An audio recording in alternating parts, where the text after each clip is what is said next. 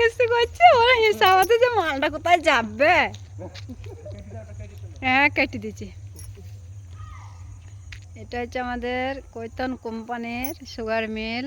এটা হচ্ছে গম করা আছে। এই যে টাওয়ারটা বিরাট উঁচু, দেখো ভাই তোমরা একটু কমেন্ট শেয়ার লাইক করে দেবে। আমাদের কোম্পানির মাল সব পড়ে আছে। ওহ কত টাকার জিনিস,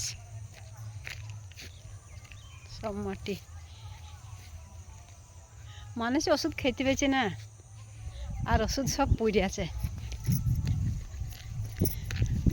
সরকারের একটু চাপ নেওয়াও দরকার আছে। এই যে আমাদের কর্মিক দেখার আমি বলছি যে এই যে ওষুধগুলা গ্রামের মানুষ পাচ্ছে না। অনেকজনে বলে যে দিদি দুটি ভিটামিনের পাতা আমাদের দেবে, এই যে সুগার মিলের পাশে ফেলে রেখেছে, এগুলো একটু দেখবেন ভালো হবা। আমাদের নেতাদের বলা হচ্ছে যে শুধু মিষ্টি নিয়ে গেলেই হবে না হসপিটালে।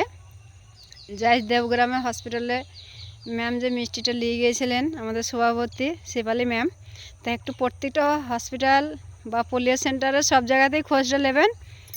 যাই হোক একটু ভালোভাবে নেবেন। এই যে ওষুধপালা কোনো গ্রামের মেয়েরা যদি চায় সে জিনিসটা পায় না, বলে যে নাই আমরা দিতে পারছি না, যে এই যে ওষুধপালা সব পড়ে আছে, এগুলো তো সবই সরকারি হসপিটালের ওষুধ, এগুলো পোলিও সেন্টারের ওষুধ। যা দেখেন দিদি এই যে এগুলো পড়ে আছে, এই যে সুগার মিলের পাশে ফেলে রেখেছে।